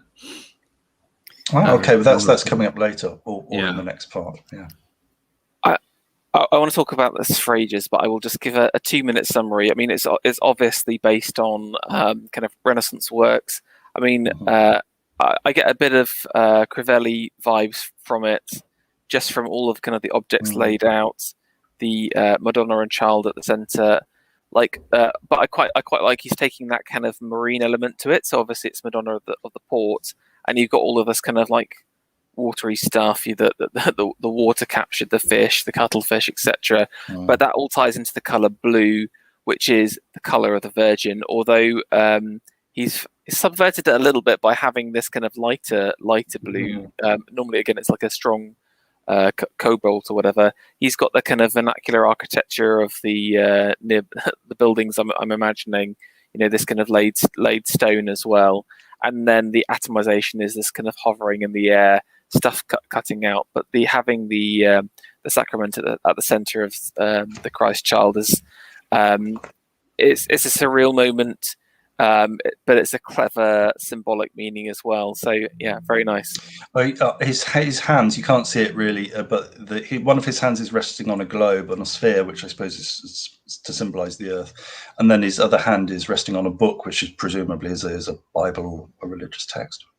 Yeah, it also looks a little bit like the rod and sphere as well. So it's kind of like these regal adornments as well. I want to know what the cork is for. The cork on a string. Yeah, that's the big mystery. Not explained, but yes. Could it be a kind of stretched reference to the? No, that wouldn't. No, I mean it sounds silly, but perhaps the sponge on the stick. Yeah. The vinegar sponge. Yes, Christ, could be. Yes, from the crucifixion. Yes. Yeah, maybe sort of a warning of what's to come. I don't know. That would be, yes, that would actually be quite fitting. Yeah. I want to hear people's interpretations in the comments, please. Leave. You're now in art class, and you have to pass. You have to write your especially the rhinoceros. The rhino, we need exactly. an exact definition of why the rhinoceros is there. Yeah. Also, I should. So here we have one of the source photograph that Salvador Dali used. He was working from source photographs most of his life from the 1929 onwards. So so this is the original source photograph of Gala posing. Of course, it's kind of ironic because Gala was a terrible mother. She treated her daughter, and you've forgotten that she's actually got a daughter, and I think that she forgot that she had a daughter, Cecile Elward, from her first marriage, who she basically had no interest in at all. When she got back to Spain, she was kind of hacked off, or France, I think, or Paris, I think it was. She was hacked off that her daughter had sold a couple of Salvador Dali paintings to survive in the middle of the war, and so I think that tells you her priorities. So, famous painting here. I think obviously we can hand this over to Panama or Pharaoh to interpret for us. This is I'll just give you the title. So this is the Christ of St. John of the Cross, 1951. This painting is now in the main public museum in Glasgow. Pharaoh? Well, obviously we're seeing Jesus crucified at the top, and then we've got one of the fishing boats. Now, I'm not familiar with St. John of the Cross. I think maybe it's a Catholic connotation, but obviously James and John were both fishermen. Yeah. So maybe it's kind of like a the kind of the moment of kind of it's interesting because obviously this is like set early on in the story before the crucifixion happens. Mm-hmm. So this could be either them kind of receiving the Spirit or having that kind of connection with God, or it could be God's foresight or a look back into the past. So there's a number of ways you could interpret it. What's most striking is obviously the viewpoint. So you're looking at this relatively straight on, but you're looking from above, and also the cross is kind of like from the perspective. It's like the horizon point is like here, but then it's sort of flipped around again for this little other part. So that gives you this kind of very strange, like you're almost kind of getting sucked down into the painting. You can't see Christ's face. So it could be a moment of anguish. It could be a moment of reflection. And he himself is hovering in space as well. So it's kind of like, it's not about realism. It's not about, other traditional depictions of Christ on the cross. It's this very strange moment, but also very, very beautiful and very reflective, and unlike any other crucifix that's out there. And I think that's why it's so popular and so famous. Mm-hmm. Yeah, I'd say this is actually his most successful religious painting by quite some distance. I think this is wonderfully effective. It's beautiful. Yeah, I think the colors are a little bit nicer in real life. I think I have seen this. They're a little less yellow, but I could be wrong. It's come out quite acidic again, but I need to double check that. Yeah, so this is Galatea of Spheres, 1952. So again, we've got all the floating elements again. So we have the head of Gala composed of floating spheres with some sort of strands of moving hair at the top, and sort of rhinoceros horn forms on the bottom right. Yeah. Mm-hmm. And is this sort of like is this based on the Botticelli as well? I mean, that's It's got that sort of feeling. I mean, that's certainly that's the sort of pose that you would get with a Botticelli Madonna. Yeah. Yeah. And then the spheres are meant to represent atoms, aren't they? And you've got this kind of atomic, like, movement of the electrons and stuff like that. So it's clever. It's again, it's sort of an evolution of some of his where he's creating the faces out of other people, but to the next level.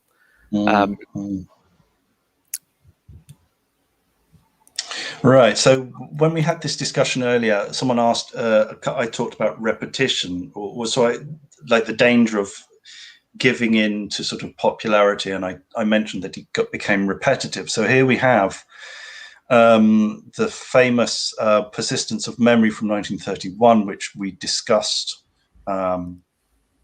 already in the first stream. It was near the end of the first stream. And this is Disintegration of the Persistence of Memory, 1952 to 54. So we have the famous scene which has become atomized and exploded. And we have some new elements. We have the fish. So we have the fish, and we have the sort of the rhinoceros sort of forms, the pointed sort of bullet forms. And everything has been exploded and divided. And this is obviously, you have this problem in that you have sort of fantastic motifs like the elephant with spider legs, or the melted clock, melted watch, and there is obviously a temptation to start using it again and again, like the crutches. I mean, the crutches are kind of infuriating because they get used so much, and there is this danger of you giving in to repeating your greatest hits and becoming a bit tired and formulaic. And I think that this is something that becomes increasingly apparent in the 1940s when Dali is in America. And then, of course, it gets worse over the years. Not to say that he wasn't doing anything original or that he wasn't coming up with new ideas, but it becomes a particular problem in his later decades. Last Supper from 1955. Are we really going to go through all of these, Pharaoh? We've got an awkward amount of time left. That's the problem. We've got 15 minutes. We could draw a line here and then do like a mini episode next time. Just do a final part 3. Mm-hmm. Yeah, because there's also lots of stuff we can talk about. Politics, also about his relationship with Gala, fakes and criminality, and the crazy figures around Salvador Dali. So we're not going to wrap up. I think we'll. Yeah, so I think we'll have material for there for now. Yes, I think we should probably draw a line between, like, we'll talk about the art and then we'll move on to his personal life as a different topic, I think. Yeah, well, I mean, I think we're not going to be able to get through all of the pictures anyway, even at this pace. So I think maybe if we sort of we'll do the last pictures a bit more slowly at the end, in maybe part 3. If that's okay. Let me ask about some of this kind of atomic style. Then, did he say what his inspiration was? Is it kind of like the entering of the nuclear age? Is it this kind of feeling of individualism? We often talk about being atomized. Is it related to that, or is it there's something about there as well. Sorry. Well, with Salvador Dali, I mean, you've got to take his statements with a pinch of salt, because he tended to be quite sort of theatrical, and he would come up with some ideas that kind of like fun ideas, but they didn't really make sense. But essentially, what I understand from his statements on the atomic religious style, it's basically that the inventions, the atomic inventions of 1944-45 would sort of become part of a return to traditions, that it was revealing God's work, and that this atomized style would liberate people and return them to a new sort of state of understanding of religion. And that seemed to be basically his position, that he was become a sort of a nuclear mystical style, something that he described it as. Because again, it's a bit of a juxtaposition, isn't it? It's tradition and religion, these old ideas with, the pioneering future at the time. So again, a synthesis of the future and the past in one, which again is an interesting concept. Just in terms of who is he selling his painting to? Has he just like amassed a whole lot of cash coming from America, and this is kind of like, I don't need I can just do whatever I like now because I'm just so filthy rich, or is he trying to like scrape by still through these paintings? Well, okay. Well, so what's happened is that during the 1940s, of course, he was painting loads of commissions. So he's painting movie stars. He painted Jack Warner, who was head of Warner Studios. He was painting some sort of film, a few film people. He was painting the wives of millionaires. Basically anyone who'd pay him, and they were pretty wretched stuff, but it was good pay, and he could turn out these things quite well. What happens in the 1940s? Of course, now in the 1940s, he's well known. He's pretty well known in America. Yes. Keep going. I'm going to see if I can find one of these. Oh horrific... God, yes, yeah. Oh, yeah, that's one. Yeah. I'll bring them up. Keep talking. Yeah. So anyway, in the 1940s and 50s, he's becoming better known, but we're going to hit a crisis around 1960 where, not to get too much into it, but basically he gets some assistance because he's painting larger and larger pictures. He needs assistance, and Gala is basically going bonkers with her spending, and he gets involved in some shady activity. Oh dear. Let's have a look. What's the shady activity? Well, basically, it involves selling his signature, and we'll get onto that in the next one. But basically, so the 1950s are a time of transition. So he's painting larger and larger pictures, but they're taking more and more time. And of course, there's not many people who want like a sort of a 3-meter tall canvas of the Virgin Mary. Regrettably, the churches were not really commissioning this stuff. So he's making these great big pictures, which were very spectacular, but he wasn't necessarily earning much money from them. And that's why we get into the crisis of the 1960s. And then he'll become involved in commercials. He'll become involved in films. He'll become involved in selling jewelry and designs and stuff. But I just drink in those luscious Hollywood portraits. Just see what he left behind him. What's Gala spending that cash on? That's what I feel bad for him now. I just imagined it was him, like spending money on his ocelot or something like that. Okay, so basically, Salvador Dali had no idea about money. He couldn't handle cash. He was bad with adding up sums and coins and stuff, and so he would just get other people to do things for him. And so he would sort of wave banknotes at people because he didn't understand how much money he was supposed to be getting back. And Gala was very acquisitive, very materialistic. They had basically an open marriage, and she was spending a lot of money on her lovers, who, as she got older, got younger and younger. So at some stage in the 1970s, when she's in her sort of 70s, she has like a lover who's an actor who's in his 20s.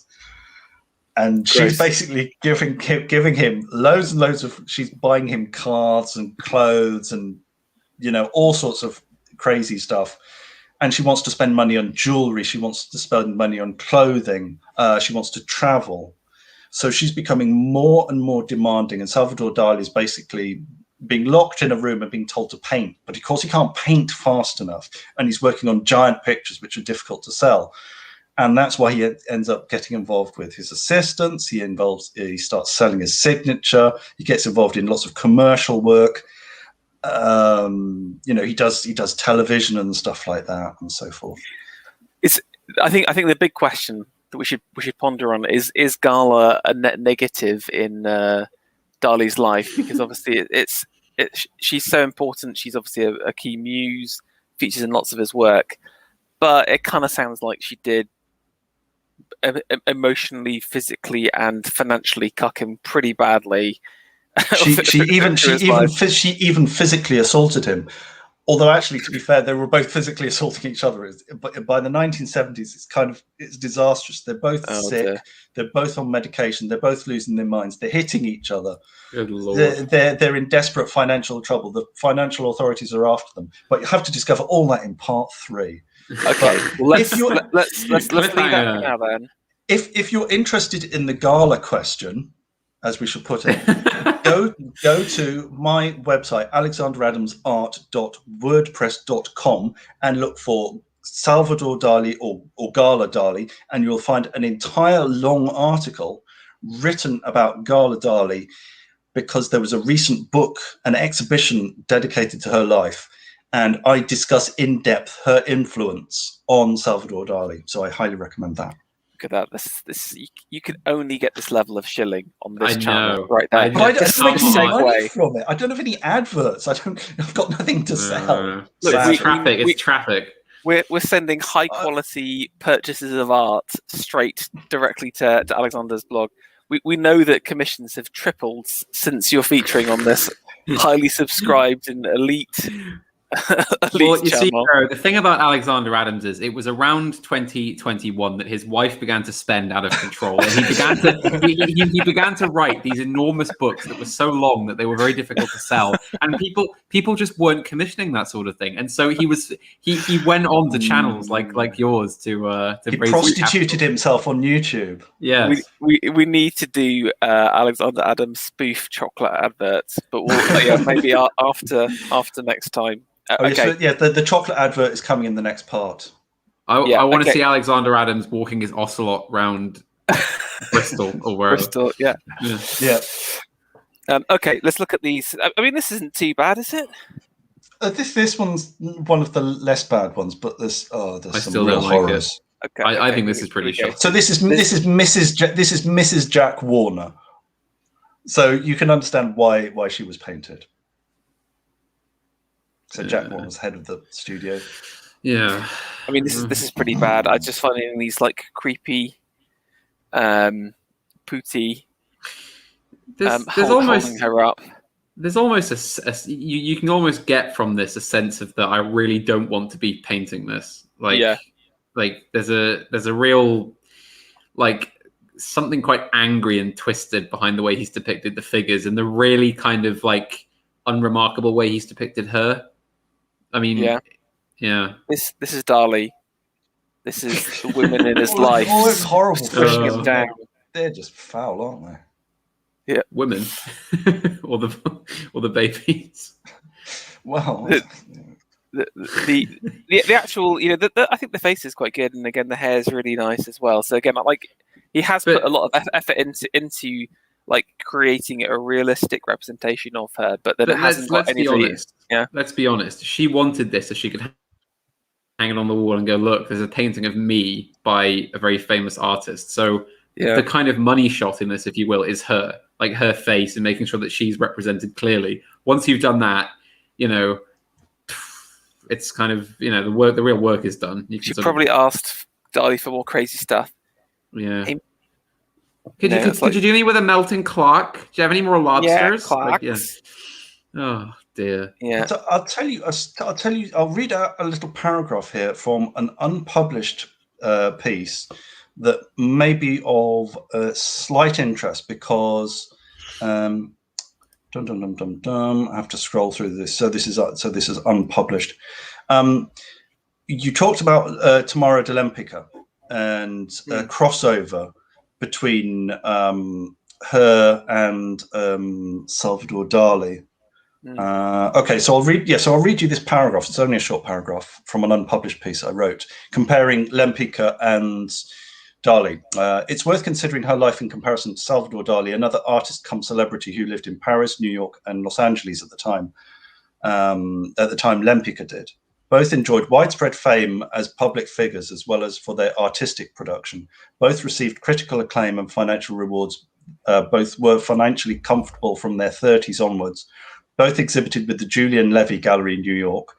Both were initially viewed as artistically influential and innovative. Both traveled widely. Both were courted by high society. Both worked with fashion designers, and the art of both were influenced by mass media. Both were able to indulge their personal whims and carnal proclivities.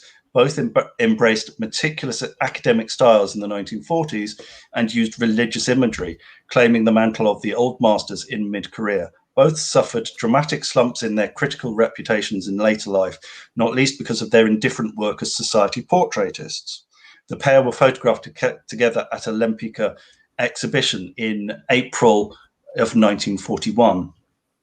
Because Lempicka actually adopted religious imagery at the same time as Salvador Dali in the 1940s. Hmm. There you go. Yeah. So there you are. Yeah. Yeah. Again, her style in terms of like painting gradients is very similar. That's why I saw some of the initial. If you look at the kind of the hand work, but then the facial constructs is very different. It's quite smooth. It's quite carefully graduated, but it's kind of not particularly realistic. It's quite simplified. That's obviously sort of Art Deco high period. Yeah. Okay, let's see if we can get any of these horrific. I mean, I don't know if this is from the period, but this is horrible. That's from the 1940s. Look at that woman's face. Well, that's her face. I mean, it's a bit unfair. No, it's but I mean, it's a horrible painting. But it looks like a really cheap illustration of a woman's face. Like I didn't mean like her face specifically. I just meant that it's almost shockingly cheap. It's just it's just done really quickly. The face has actually had the most attention done to it. But look at the dress that she's in. I mean, there's barely any other detail. I mean, with the A-level art. With the Warner painting, you can tell he's put again stuff like the hair detailing, etc. is so much more superior. And then as you go down, it's just lazier and lazier. Yeah. But then look at the background. The background. Yes. It's just lame. And again, or even the clouds. Come on. Are you saying it's Bob Ross level? No. I think that's actually an insult to Bob Ross, frankly. The background of this, like it's you see like really tasteless portraits that like despots have done of themselves. Yes, make them look so like this kind of radiant halo like light shining through in one color, and just like the very like simple like, because it's just I just want a portrait of myself. Like she could have gone to any like random portrait artist and got a much better deal than she did going to Salvador Dali. I think she is. I do like her teeth and hair though. These paintings also are not particularly valuable. When they come up for auction, they don't tend to sell for very much. Well, you wouldn't even really know that last one. Sorry, how much is that though? This is how much is like one of those kind of like half? I don't know, $500,000 maybe. I mean, it's still like insane price basically. Yeah, I mean, like a good Salvador Dali painting would go for like sort of like tens of millions. Yeah. I'm not sure that these would get much over $1 million. I mean, this at least is kind of more of that kind of traditional style. Some of those kind of little elements. The egg that's an exact copy of his egg from a previous work. So some lazy Narcissus, isn't it? No, there's an even earlier one than that, which has a horizontal illuminated pleasures that's in the background, where it's all those little boxes, and it's just one on the horizon. Yeah. So he's ripped that off again. So you see when the accusations come from the surrealists, it wasn't just that they were bitter old communists, but they did kind of have a point. Well, repeating himself and prostituting himself. I mean, certainly with the portrait art. I mean, in my mind, the atomic stuff is again some of his best work, and outstanding. So I think they can't fault him for these four works are, well, again, maybe not the. This is a little bit lazy, but these three are some. We should have pointed out that the Madonna there is a very large painting indeed. How big? I think it's about 3 meters high or something. Okay, wow. And he paints bigger works as well, which is part of his downfall. Did he use an assistant or whatever as part of that? No, this is painted wholly by him. It's only, I think, in 1960, or perhaps in the late 50s that he starts using assistants. which is not in itself sort of an execrable practice, because it's sort of, the old masters used to do it all the time, but you tend to, anyway, we'll get on to that in the next part. Oh, by the way, someone mentioned the Angelus of Millet. Yeah, the Angelus of Millet. Millet painted, Jean-Francois Millet, I think, painted a painting called the Angelus, which is of two peasants in an act of prayer, standing in a landscape at sunset. And this was a painting that came to obsess Dali, and this is something that he returned to recurrently in his paintings. We didn't actually cover any of those paintings as such. But that was an interesting motif. He obviously had an erotic interpretation rather than the religious one. Of course. Oh, and also on the question of religiosity, I know we're coming to the end now, but someone asked, was Salvador Dali religious? Yes and no. I think he was obsessed by the idea and the glory of the church and of mysticism, and he loved the trappings of religion, but he said that he himself did not have a belief in God. And you can also notice that he's very interested in the spirit, the astonishing, the spectacle of religious imagery and miracles and so forth. But he's very weak on things like love and compassion and charity and redemption. So he's not very good on the human side of the Christian message. And he's also probably one of the horniest men in art as well. Let's be honest here. Yes, that will come up in part 3 as well, I'm sure. Yeah. Okay, we're at our 2 hours for tonight. So I think that's enough paintings. Any kind of closing remarks about this week's Dali? My view is that basically we've seen the best of Dali now. The third part is kind of really interesting because you see his life becoming shambolic. Although, of course, he becomes rich, he gets his wishes, unfortunately, for him and for all of us. You see a dramatic decline in his health and his work and his marriage, and all sorts of shady stuff. It gets kind of gets a bit more exciting in terms of his personal life, in terms of what's happening. But we've seen the best of him, I think, now. And then, like, how well recognized was he during that time? So you're saying that I guess because everyone's asking him for his paintings, would you say he was the most well-known artist of that of the 30s? Well, out of the 30s, yes. Well, certainly in America, yes. And then, of course, when you get color reproductions coming out, especially in the 1950s and the early 1960s, he gains a new crowd. He gains like a lot of interest from the hippies and the psychedelic movement, of course. They start picking up on his work. So in the 1960s, of course, he gets involved with the hippies. Port-Ugat, Costa Brava becomes part of the sort of the social trail for hippies and sort of travelers and so forth. So he becomes part of that. He becomes a sort of a figure on their sort of tours. So it's by the 1960s, of course, he is absolutely world famous, and that just continues to get more and more over the 70s and 80s. But by that time, his majority of his work has gone. Someone asks in the chat, what was the name of the painting approved by the Pope? And that was the Madonna of Port-Ugat. It's the 1949 initial version. The version we showed you on the screen was the 1950 completed second version.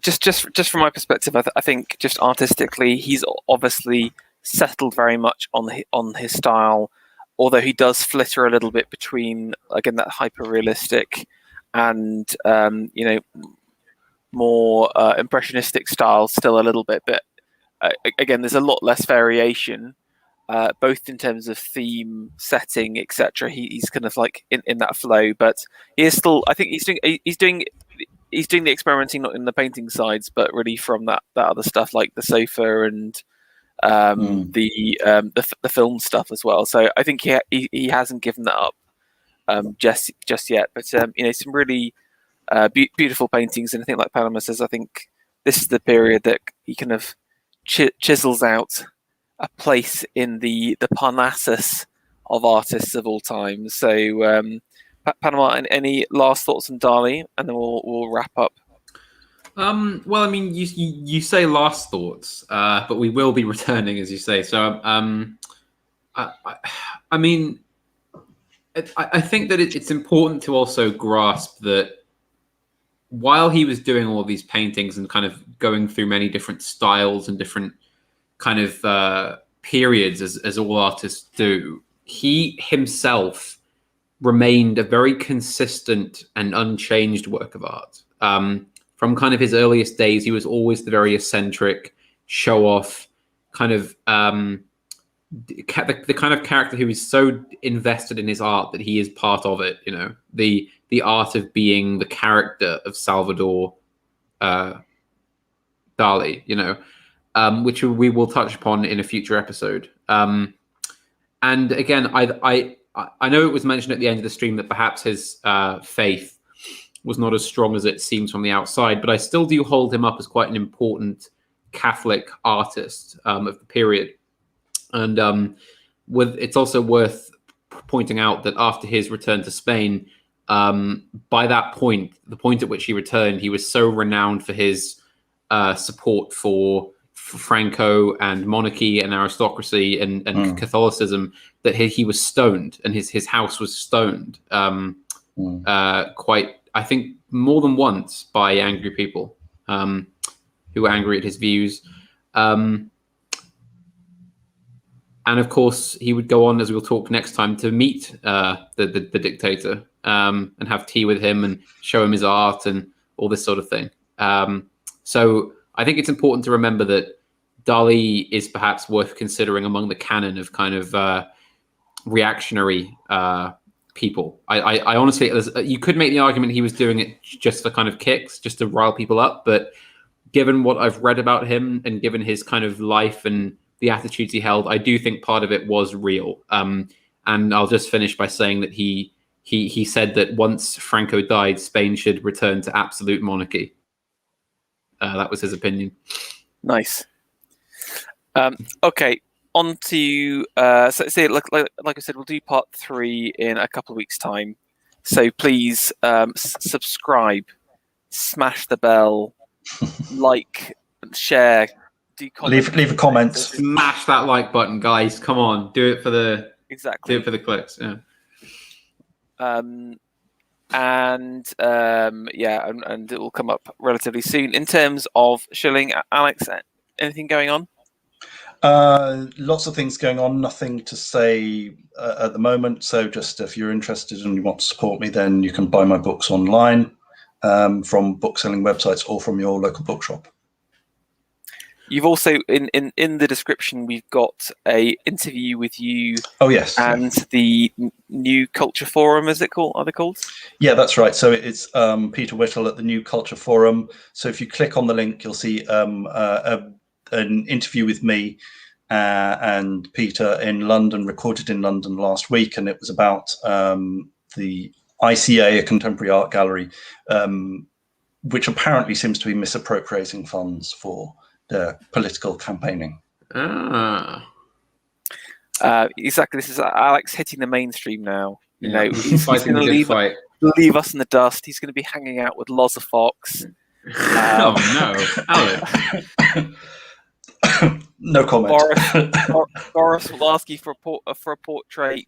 You'll do this half-assed portrait of Boris. Yeah, he'll be the next Minister of Arts and Culture. Yeah, and then the next day, Boris Johnson is found with a paintbrush stuck through his eye. This is in Minecraft. I'm going to be. You could call me von Stauffenberg. Okay. In all of this is in Minecraft. This is we have to be careful when talking about the physical security of the Prime Minister of the country when we're on the internet, don't we? But in all seriousness, save your channel, Farah. In all seriousness, watch the video. It was actually really good, very informative. Yes. I really enjoyed it as well. And make sure you like that video too, so they get Alex on again to talk more. Panama, what's going on? I will be making a couple more videos. I'll probably release one tomorrow morning and then one the day after. I can't say what they'll be on yet, though, because I've got a bunch of ideas and I'm going to just sort of pick one now. I'll still be going to the event. I'm working on my speech for that now. And I have to ask, Ferro, when are we going to get the propaganda of you on the Mussolini CCC sort of board? You know, when are we going to have that for the end of the streams? What do you mean? Just like, you know the Mussolini propaganda at the headquarters where it was just his face and just a wall of like yeses. I think at the end of the streams, when it comes for you to go, you know, hit the like button, subscribe. We just need that. We need that just covering the screen. Look, face reveal at 100,000 subscribers. At that point, I'll be. Or come to Coventry on the 27th. Or yeah, exactly. Face reveal in Cov. If you want one in person. We'll also be meeting the academic agent there. Yeah, and remember, you get a discount if you bring a custard slice with you. Yes. I will pay your fare home if you bring a custard slice. Actually, legally speaking, I have to tell you that was a joke. There is no discount for anyone who brings a custard. We're going to get in trouble, aren't we, with the event people? Yeah. Yeah. Well, I mean, hang on. There's no legal trouble here because I said if you bring me a custard slice, I will pay your fare home. So. Okay. That's a verbal contract, I think. Yeah. All the Scots all of a sudden approach Panama. Yeah. Oh dear. You know, 8-hour train journey home to Scotland. Yeah. Oh, anyway. Yes. Let's leave it at that. Just once again, thank you very much, my co-host Alexander Adams and Panama Hat, and thank you, listeners. Appreciate all of your support, and hopefully you enjoyed another episode into the life of Dali. Good night. Good night, everybody.